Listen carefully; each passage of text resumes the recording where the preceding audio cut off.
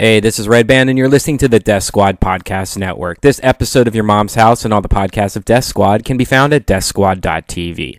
I just wanted to take a quick second and thank you very, very much for everyone that's been helping me out, like by donating money, clicking on the shop link at deathsquad.tv, or buying items off the studio wish list.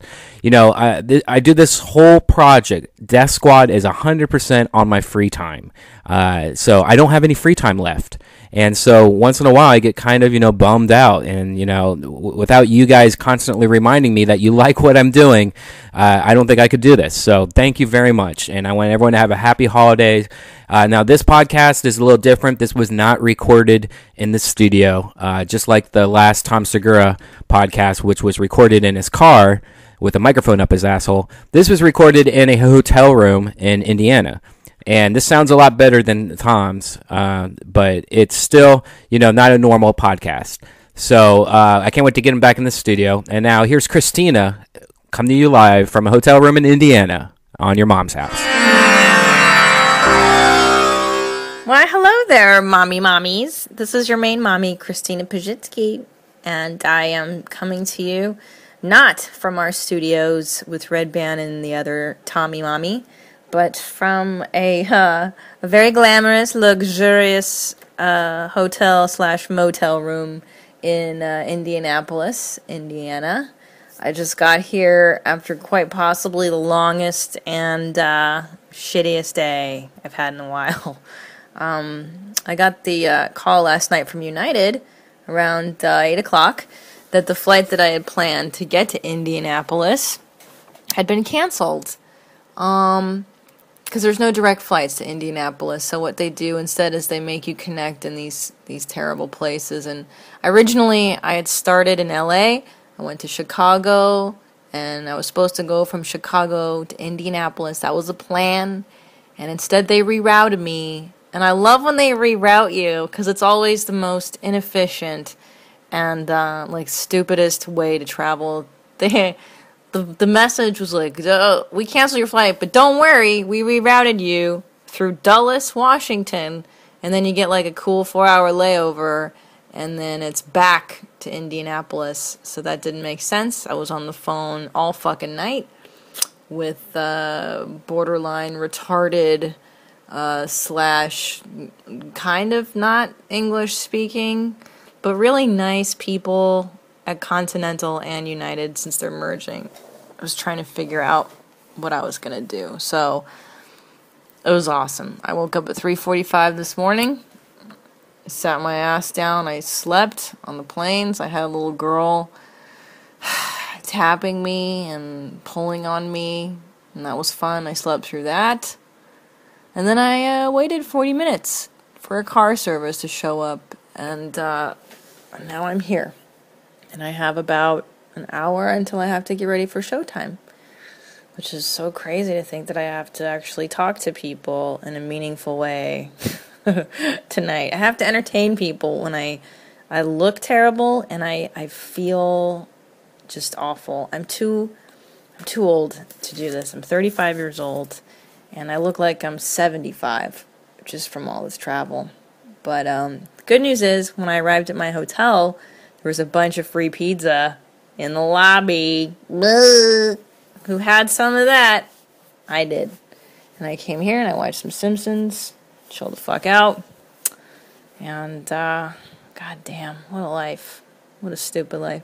All I wanted I wanted to be a successful comedian in all my 20s. And now I just want to stay home and look at my Christmas tree and look at my husband and watch him fart on the couch.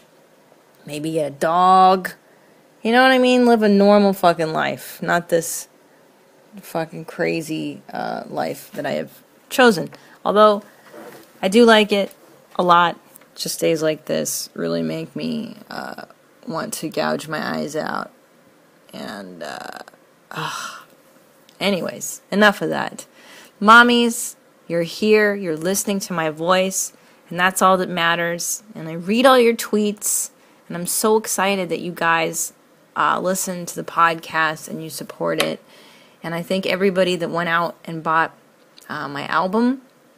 And Tommy and I, for Christmas or Kwanzaa or Hanukkah or whatever it is you celebrate, we've decided to put together a package deal so that if you guys go to our websites at tomsegura.com or christinacomedy.com, for $25 you can get everything we've ever made, basically, between Tommy and me. You get my CD, you get Tommy's CD, Thrilled, you get Cutman, which is a short that he did with his friend Ryan Sickler, who you've heard on the podcast, and you also get a poster of me, a poster that I sell after, my shows, with my big fat belly hanging out. I got real fat last year, and I went down to Sears and I took fat glamour shots and I put them on a poster, and I sell that poster after my show. And you can get that poster along with all the other crap I just said for, I believe, $25 as a package, which is a pretty good deal because that's a lot of cool stuff to get. So yeah, that'll be on our sites, and you can buy that and give it to someone you love or someone you hate, depending on how you feel about it. So there you go. There's that. I wanted to say that somebody tweeted me, I don't remember who, asking why we call each other mommy.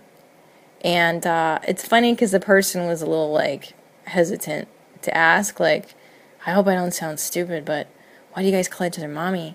And I think it's really funny because we've never addressed that. We've always kind of taken it as a given that people would kind of just understand it cosmically. I don't know.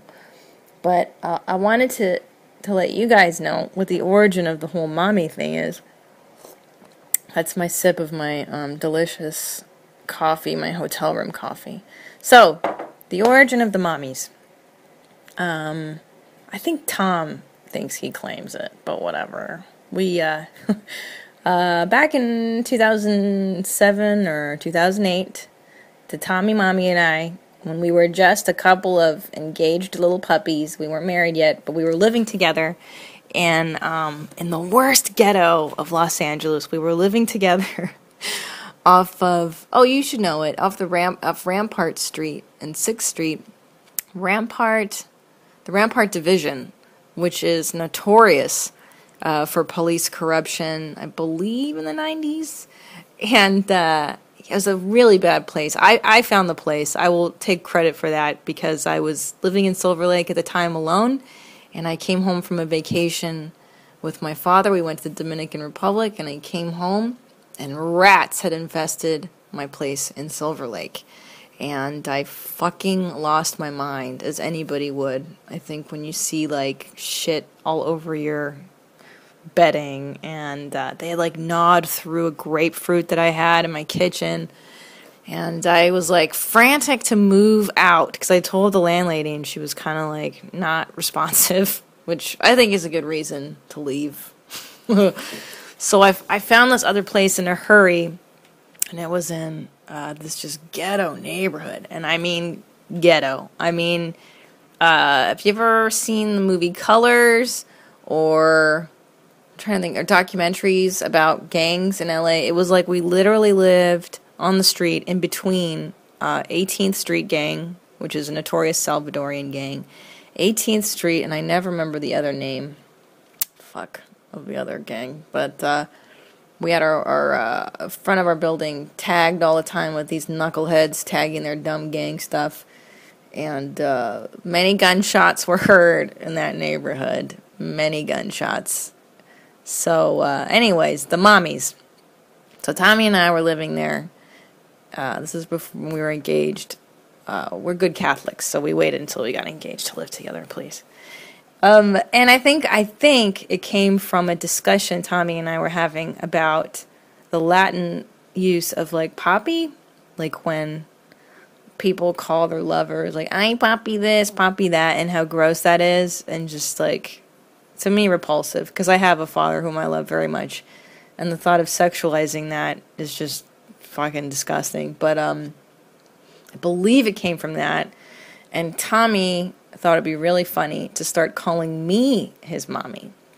And then I thought it would be even funnier to call him mommy. And to also use, like, the pronoun she, like, she's having a great day. Look at her, the mommy, even though it would be in reference to him. And it started this whole thing where our family, our friends, all started calling each other mommy. Mommy jeans, baby jeans, doggy jeans, just whatever. Mommy jeans, I think, was the first incarnation of it. And then I think SNL came out with a sketch for mom jeans. And then it just kind of solidified it. And, yeah, and that's how that started. So I have my best friend to this day who calls me mommy. And everybody that's in our inner circle knows that we call each other mommy. And so when it came time to think of a name for our podcast, we were sitting at our kitchen table, no longer in downtown LA, in our better neighborhood now, thank God. And we were sitting around, what should we name the podcast? Will it be a cool name? And Tommy goes, why don't we just call it Your Mom's House? Because that's what we always joke about. We're always talking about mommy this and mommy that. And I thought, wow, it's so funny. It's so dumb. And every time we say it, Your Mom's House, it gives us a chuckle. And it's our thing. It's our stupid little couples thing. It's what two dopey comedians who live together come up with when they're alone without prying eyes. So that's it. Now all you guys are part of the mommy game. You guys are all part of it, and it gives me a thrill like nothing else to get tweets and emails, and when we do shows and people go, "Hey, mommy," it's really funny because it's kind of a long-running personal joke in our family, in our home. And now it's cool that you guys are becoming our extended family in a way. Everybody is a mommy in their own special way. And you can be a mommy too. You don't have to be a biological mommy to be a mommy. You can just feel like a mommy. You can be her. You can dance like a mommy or just mommy out. Big mommy style. Any way your mommy wants is how you can mommy. So there you go. And that's the lore. And I gotta tell you guys, I really miss my bear when he's not around. I don't like it when my husband's not home. It's very upsetting to me because, he has these things that he does. And if you're married or if you live with somebody, you know that you get used to their ways. Tommy listens to a football game. He watches a football game. And I don't even understand what's going on, but I like to hear it. I like to hear that he's in the house stomping around with his big bare feet and watching football and yelling at the TV. And, I like to see him in his little boxer shorts, scratching his crotch and just farting around like he normally does. So this last week he wasn't home and I was home. And I don't like it. I do not like it. But next week we will be together. We will go to Phoenix together, and that will be awesome. And that will be that. So, what else was I going to tell you about? Oh, yeah. Well, this is kind of gross, but you guys can handle it because, well, you're mommies, and mommies can handle all kinds of things. That's why we're mommies. So Tom and I have had this long-standing debate, I guess you would call it that, about, well, how do I phrase this? Like, when you watch an adult film, an adult feature, if you will, and sometimes women's downstairs, their nether regions look a little beaten up or look a little meaty, a little shreddy, a little beefy. My husband seems to think that is because of overuse. Like porn stars or whatever, because they use their vagina so much, it gets pounded into looking different. And I've always felt that that's kind of, is the word specious reasoning? Specious? Fallacious reasoning? Erroneous reasoning? It's not right. It doesn't make sense.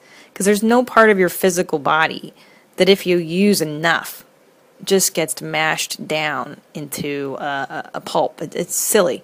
My hand, because I use it to pick things up or whatever, it doesn't get worn down. it might get calluses or something, but you can't actually change the physical appearance of a body part from too much use. And that's always been my belief.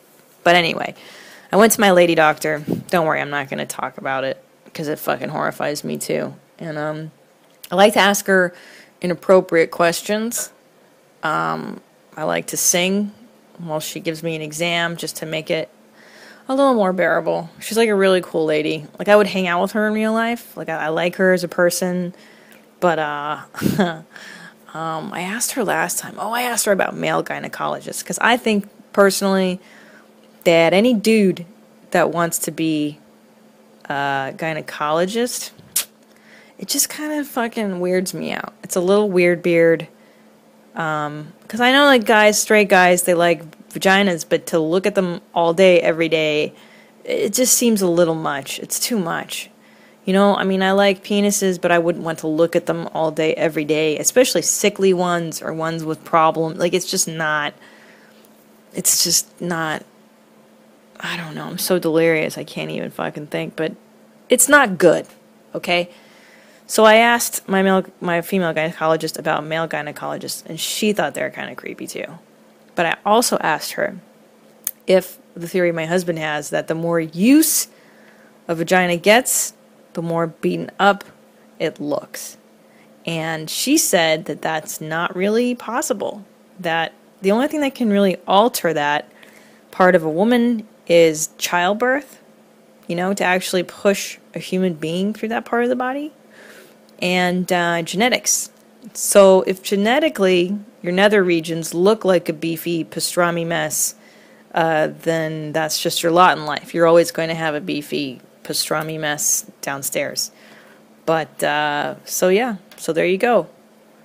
That would be bad reasoning on my husband's part, which is common with him. He's kind of a dope. I can't believe I just talked about porn star vaginas. I don't know. I don't understand that whole line of work. It's so hard. It's so crazy. I mean, Sam Tripoli and I have always talked about how porn stars and comedians are slightly similar. In that, I think that there needs to be a certain level of damage, especially to females, to female comics in particular. I'm the first to admit that for a woman to do what we do, to tell jokes, it's a very masculine thing for me to stand up in front of an audience and to, hold this phallus in my hand and then talk about dude type issues. It's a weird thing. It's not what most girls do. And I can only say from my experience, I know why I do it, and it's between me and my psychotherapist, but I do it because of the way I was brought up. I was not brought up traditionally girly, I guess you could say. Nobody told me I was a pretty princess, and I wasn't raised thinking that was a cool way to be. I guess I always liked what the guys were doing more. I always liked my dad's Hungarian friends coming over on a Sunday, getting drunk, and telling inappropriate jokes. I like that so much more than I like the women in the kitchen who were cooking and talking about fashion. It bored me to shit to watch them, so I always wanted to do what the boys are doing.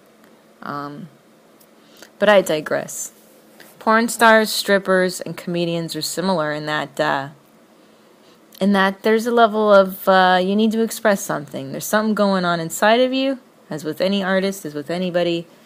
And strippers and porn stars use their bodies and their physical being to express that, whereas comedians, we use words, and we use shit jokes, sometimes not very smart words, to convey that which is inside of us, that which is troubling us, I guess.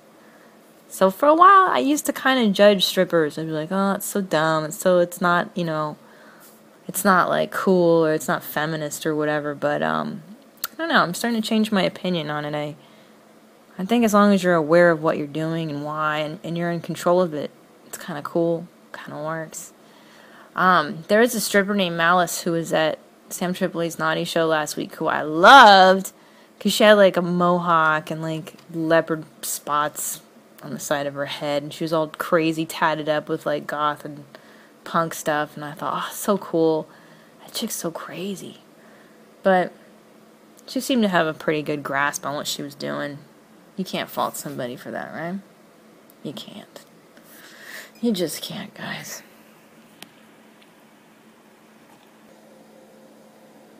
Ah, sorry, I had to pause it for a minute. I had to drink my coffee.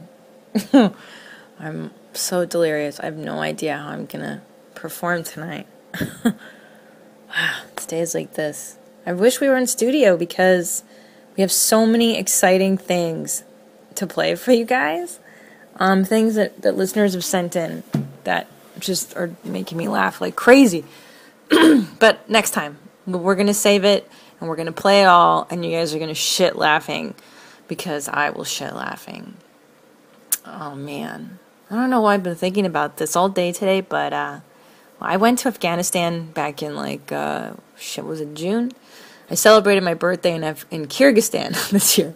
But yeah, I went to Afghanistan, and it's really one of those life-changing trips. And I came back very traumatized and very like Travis Bickle from Taxi Driver. I was very just like, what the fuck, man? You know, you look around at people and in our lives and just how easy we have it and how great we have it.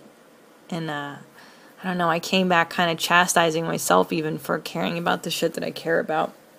Like right now, I'm sitting in my hotel room bitching because, I have to go tell shit jokes to strangers for money.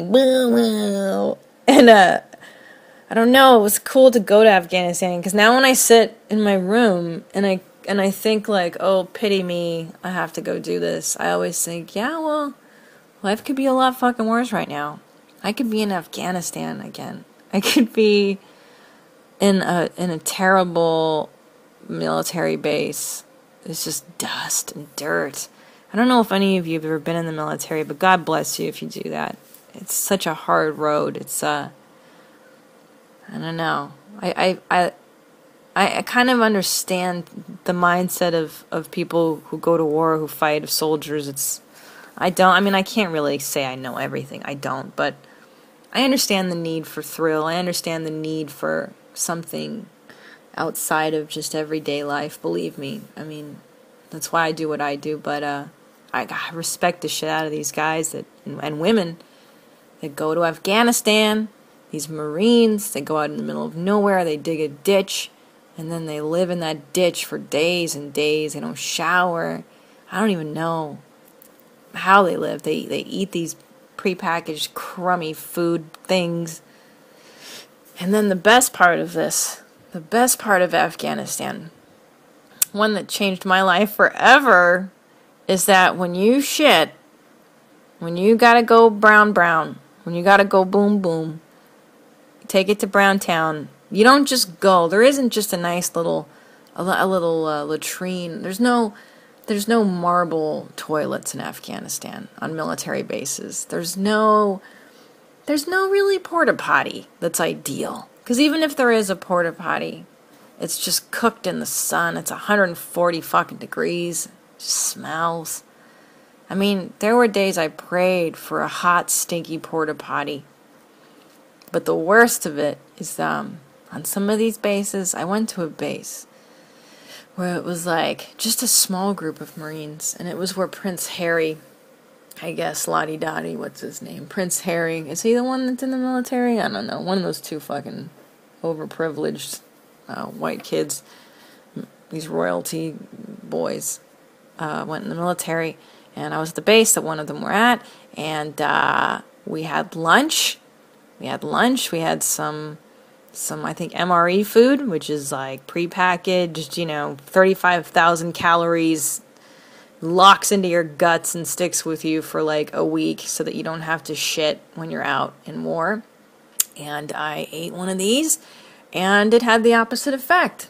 And I had to shit immediately after I ate one of these MREs. And here I am on this base, And I'm not shy when it comes to admitting that I gotta drop a deuce. And I ask our guide, hey man, I gotta shit, where do I shit? And he goes, well, come with me. So you follow a guy with a rifle. First of all, there's guys with rifles everywhere. When you're telling jokes to a group of dudes holding rifles, which is crazy. Anyway, get the rifle, really nice guy, takes me to what looks like a porta potty, but is not in fact a functional porta potty. It's just like a box, and he stands guard, and he tells me to go in there, and he pulls out some kind of a box packaging, and I forget what they're called. They're called wag bags, W-A-G, wag bag.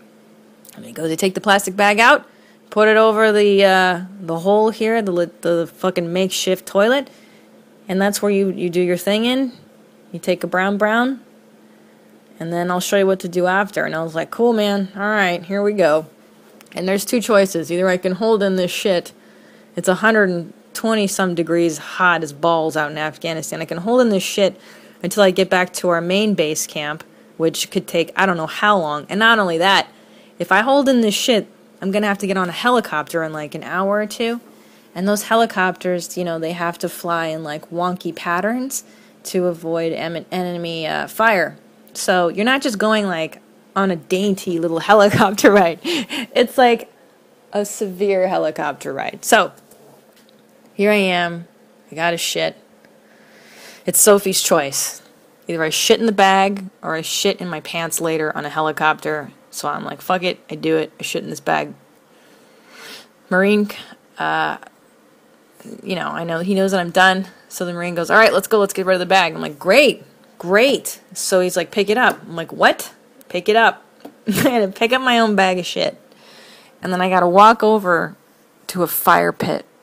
And the fire pit smells like the worst thing. Like India smells bad. No, wait. I'm sorry, Africa. I've been to Africa, and Africa smells bad.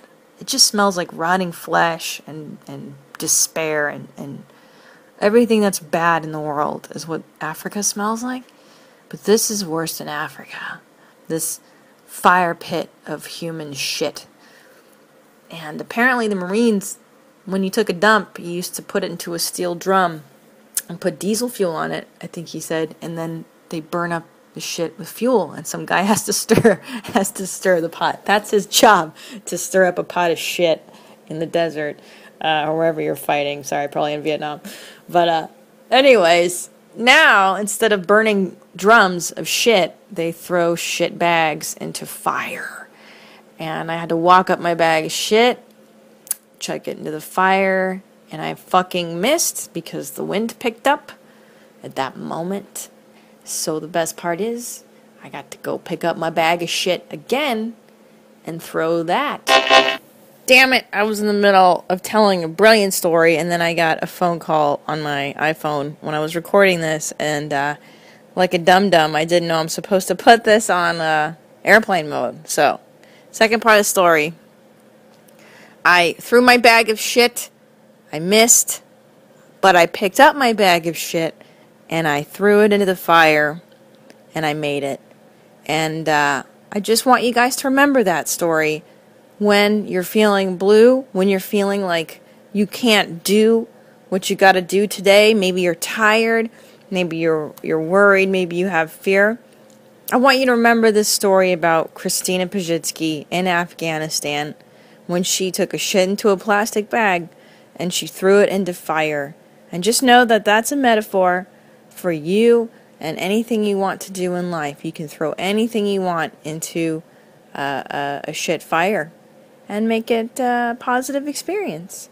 So there you go, mommies. I'm going to go now. I'm going to go tell some jokes to people.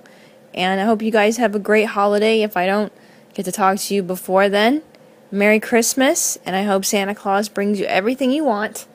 And, yeah, guys. Keep it real, okay? Okay. Bye, mommies!